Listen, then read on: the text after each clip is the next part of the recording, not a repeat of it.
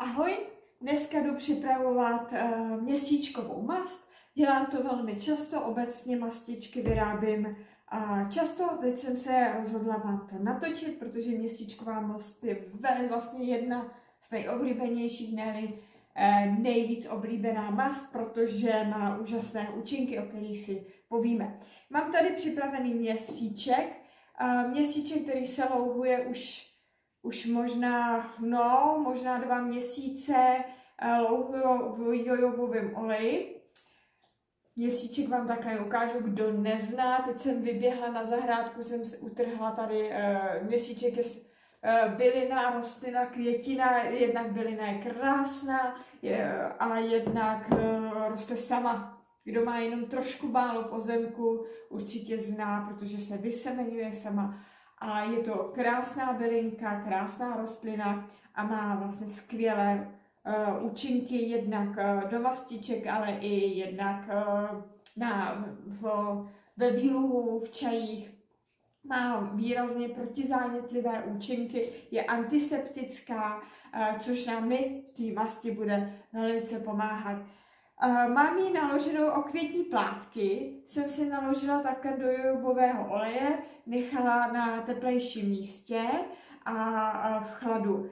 Jojobový olej, o tom jsem už povídala ve videu, kdy jsem vyráběla mast na celulitidu, tady vám dám odkaz někam a kde povídám o tom jojobovém oleji. Už to nechci moc rozpovídávat, ale vzhledem k tomu, že teď budu vyrábět vlastně protizánětlivou mast vhodnou na opruzeniny dětské, ale i na popraskanou kůži, na zimě, vlastně vysušující kůži.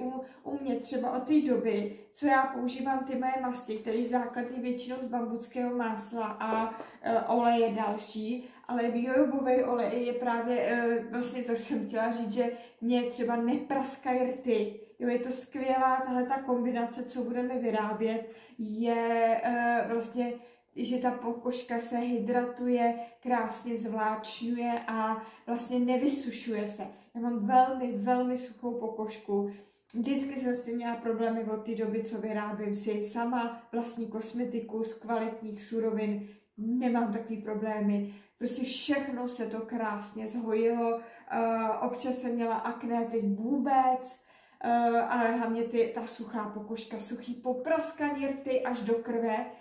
Používala jsem různý jelení loje, labela, všechny možný pomády na rty. Nic nefungovalo. Mně přišlo, že čím víc si to mažu, tím to bylo horší. Od té doby, co používám moje masti, ráno se namažu vlastně celá, během dne nemažu se, nebo prostě jenom když třeba si dlouho máchám ruce, tak potom si promažu ruce, protože se mi vysyšuje vodou ruce a večer si namažu. To je celý, takže od té doby se mi nepraskají rty, nic se mi nevysužuje. No a ten měsíček, jo, a vlastně se louhuje v jojobovém oleji. Jojobový olej jsem zjistila, že je nejlepší, protože já jsem teď louhovala, jsem zkusila hroznový olej, protože je levnější o trošku. Mně se to všechno zkazilo. Byla jsem z toho úplně nešťastná, on není zas tak levnej. Když si toho prostě naložíte několik sklenic, tak mě to splesnivilo, takže vracím se opět k jojobovému oleji.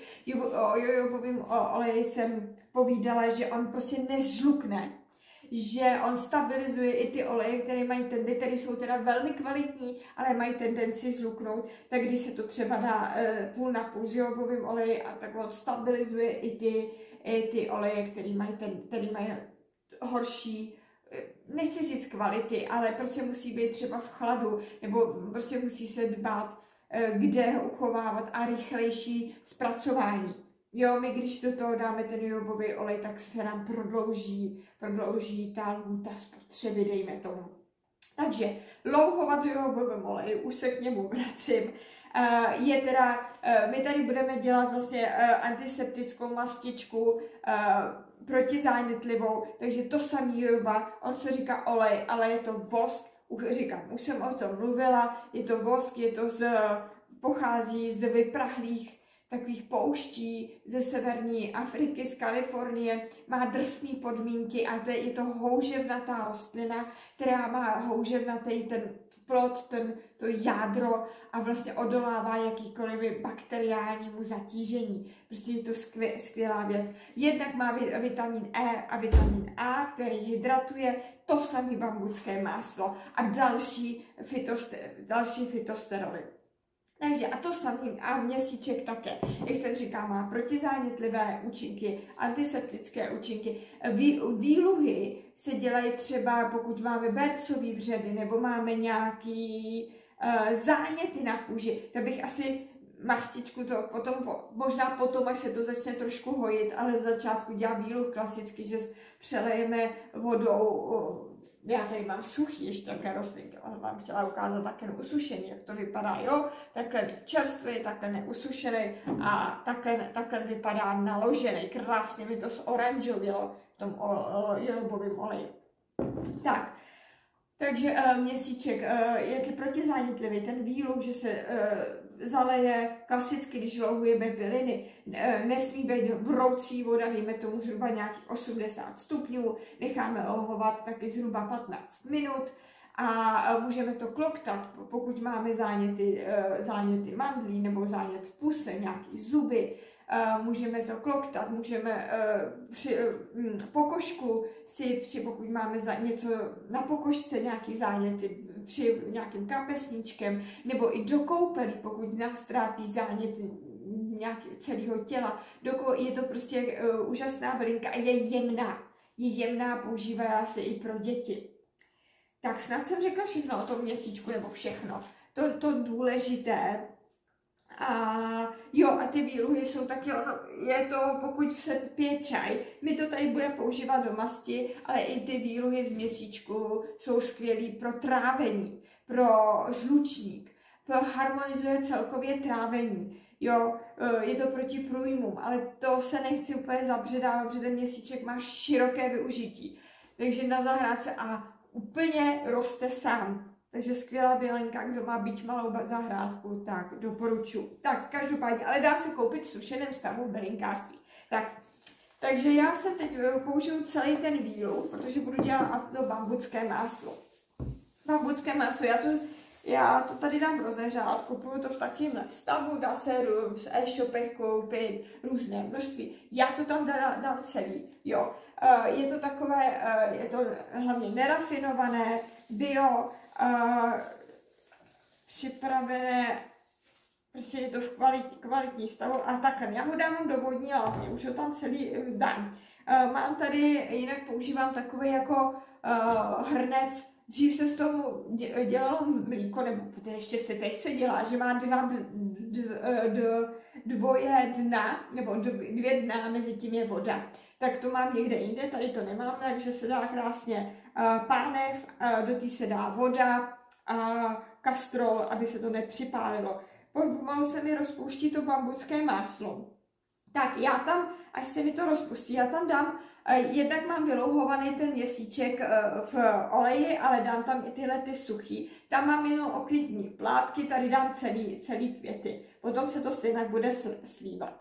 Tak, nechám teda louhovat, trošku si to a tady to, nesmí se to vařit samozřejmě, naleju tam celý ten olej, ten jojobový i s těma plátkama a nechám to, aby to bylo teplé.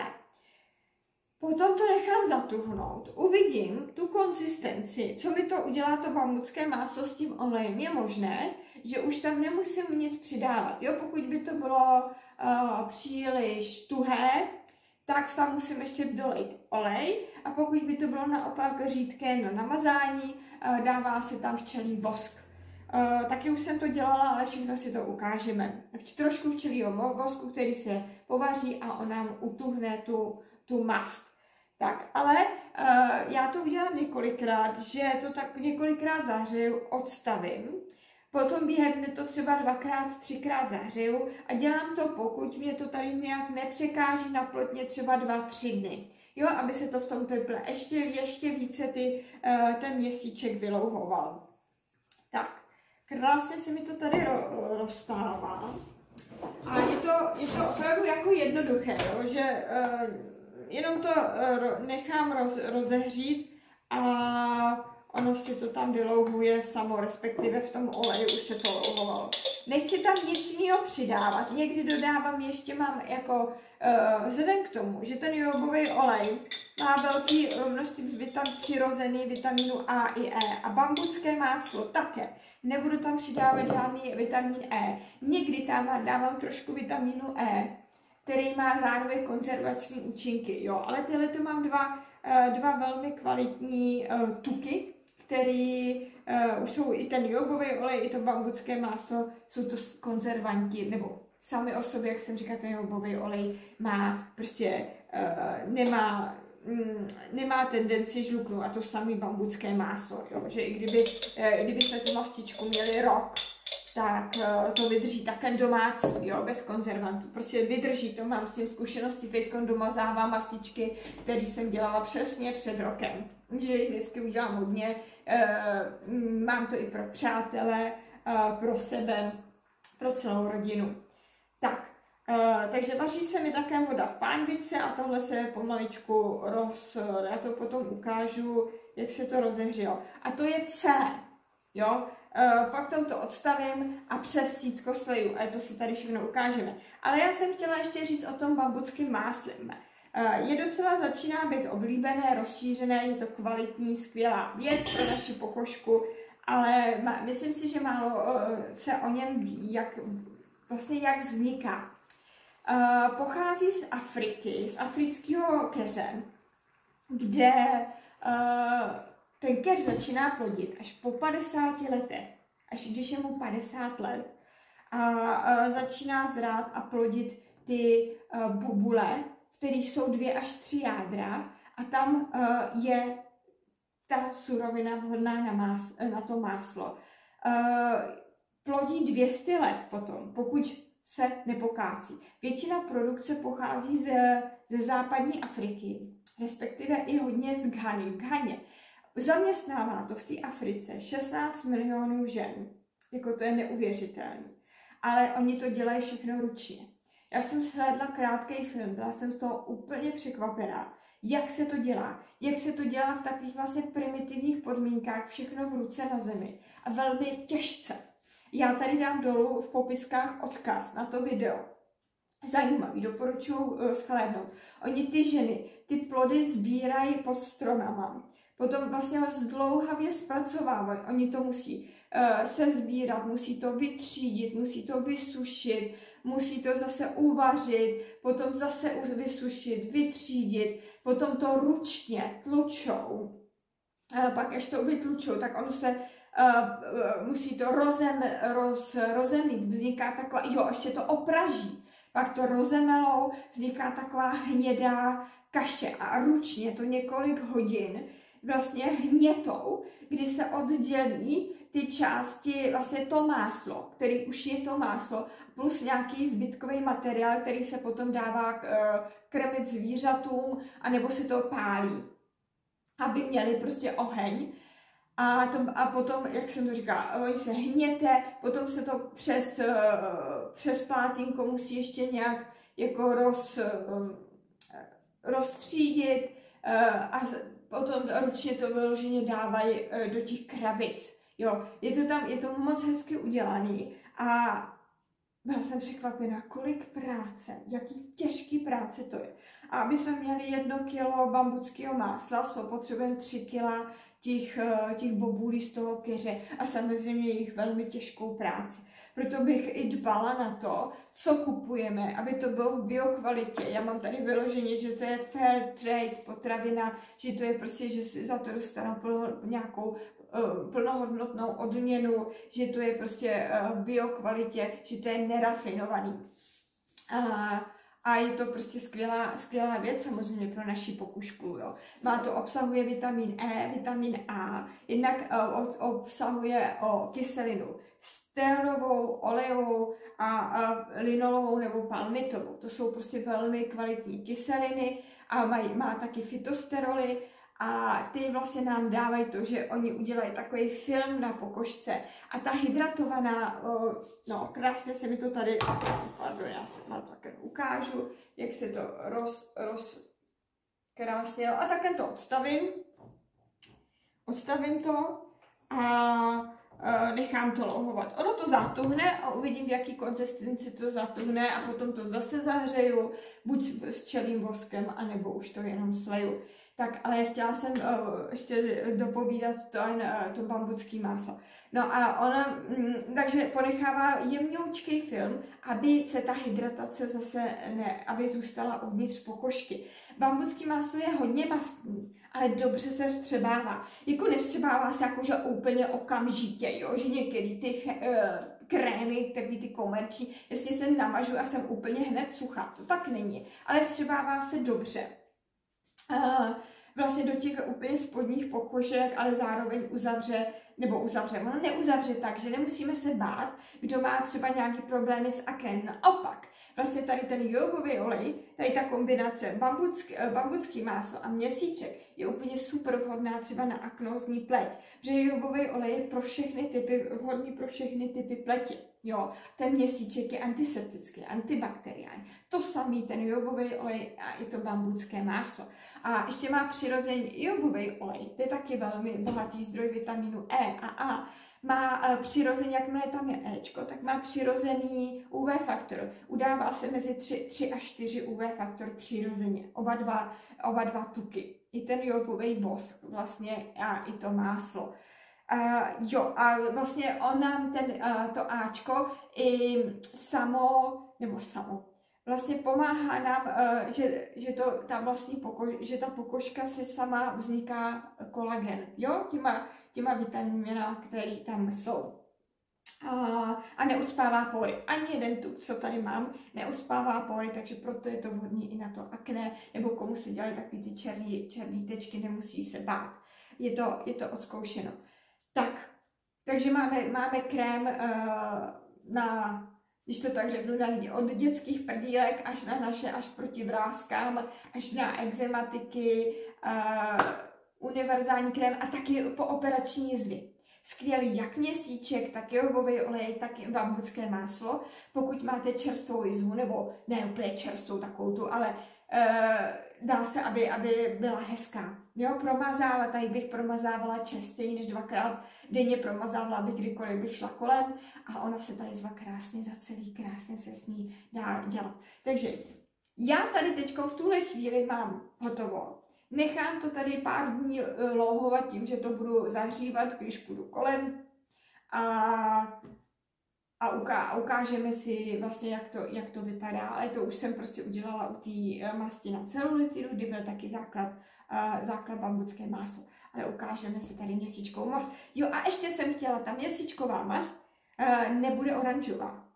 Já bych, aby byla, vlastně dá se koupit, viděla jsem ji takovou až zářivě oranžovou. To prostě neudělám měsíček, je oranžový, ale v kombinaci s tím bambuckým máslem, který jste viděli takový světlounce krémový nebo světlounce žlutý, ono se to naředí a je vlastně taková žluto-oranžová, taková světlo-lelenká. Pokud chcete mít oranžovou, já bych tam klidně přidala beta-karotén. Jo, to není nic proti ničemu, bude to oranžový.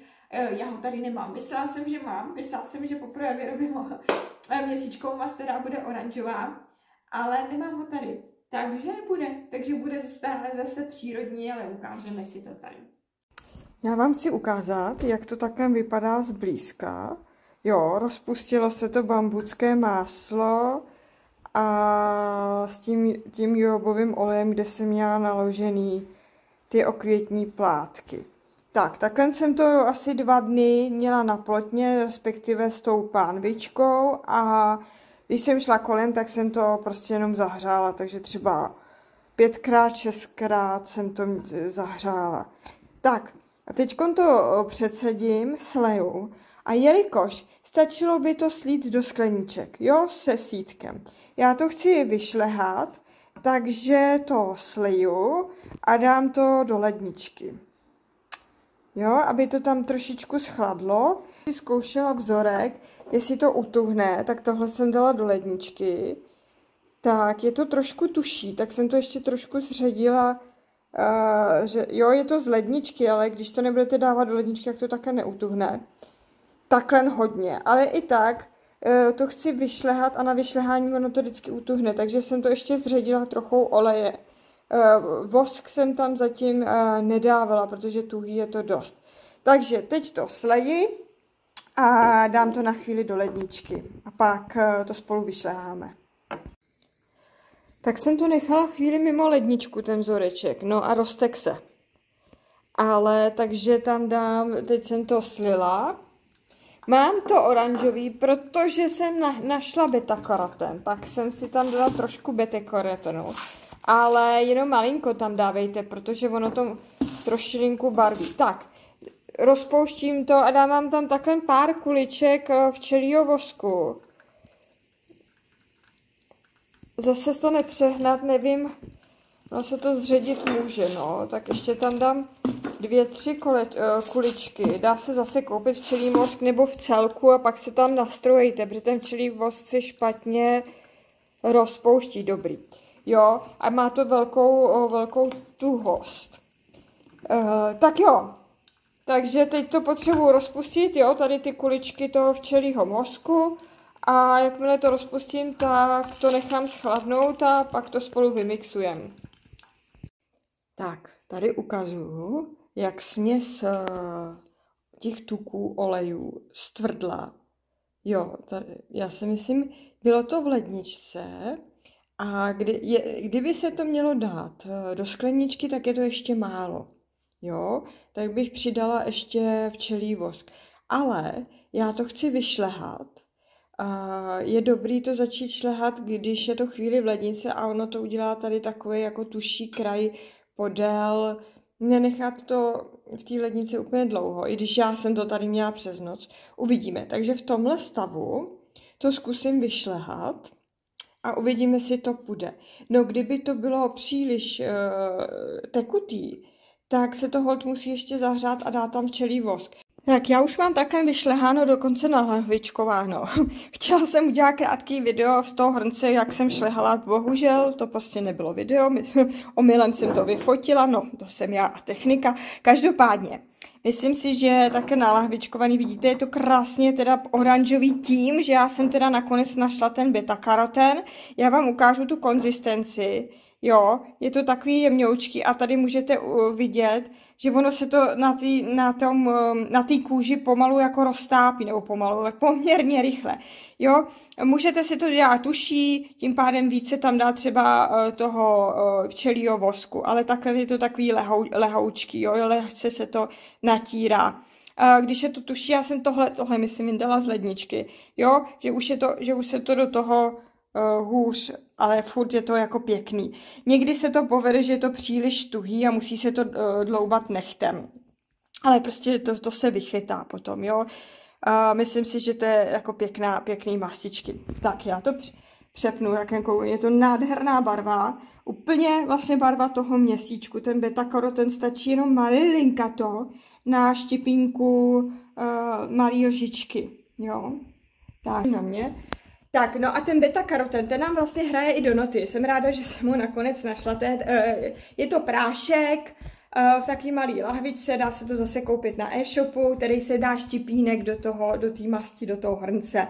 Beta-karoten nám hraje do noty, protože je výborný na regeneraci pokožky. Jo, což ta měsíčková mast vlastně je. Ten jojobový olej, ten bambucký máslo, měsíček, teď ten beta-karoten, všechno regenerační, je to i proti pigmentačním skvrnám, ten beta-karoten, antioxidační, kdy ty kožní buňky dokážou lépe se bránit, nebo jak to mám říct, tím volným radikálům. Je to taky nahojení ran, ten beta-karoten, což ta měsíčková mast je. Takže je to i předchází taky spálení od sluníčka. Jo, prostě regenerace pokožky, takže jsme udělali krásně přírodní bio mastičku a říká se to, co namažete na tělo, protože největší orgán našeho těla je naše kůže. Takže to, co mažeme na naší kůži, bychom měli i sníst, nebo neměli. Mohli i sníst, jo? Mazat tam takové věci, aby to byly úplně nezávadný, zdraví. Respektive, aby nám pomáhly. My jsme takovou mastičku udělali. Pokud by to bylo nějaký složitý pro vás také ze začátku s tím šleháním a s tím odhadnutím té tuhosti, klidně si nejdříve jenom naložte tu bylinku do oleje. Stačí potom jenom slejt a mazat olejem. Bohatě stačí. Jo, nemusíte hned ze začátku dělat prostě velké věci na poprvé, aby vás to neodradilo. To bych byla nerada. Jo, anebo to nemusíte vůbec šlehat. Prostě ten olej zahřejete potom s bambuckým máslem a jenom to slíte do skleničky. Jo, a dá tam ten včelí vosk, pokud uvidíte ta tuhost, jaká bude. Jo, takový jako krůček po krůčku. Nezahltit se, když dělám nové věci, tak aby nás to těšilo. Protože určitě tohle mazat nás bude těšit. Teda mě to těší už několik let vyrábět takové věci a vidím, jak se ta moje pokožka strašně zlepšila, nebo strašně velmi zlepšila. Takže vám přeju, aby se dílo zdařilo. No a když tak dejte vědět, kdyby jste se na něčem zadrhli, ráda poradím. Budu dělat takový kurzy tady, můžeme se sejít i na kurzech, vyrábět si mastičku, uvařit si, jít do přírody, poznat bylinky. Tak jo, těším se, pokud se někde uvidíme, nebo pokud se ozvete a podělíte se o vaše výrobky. Mějte se krásně. Ahoj!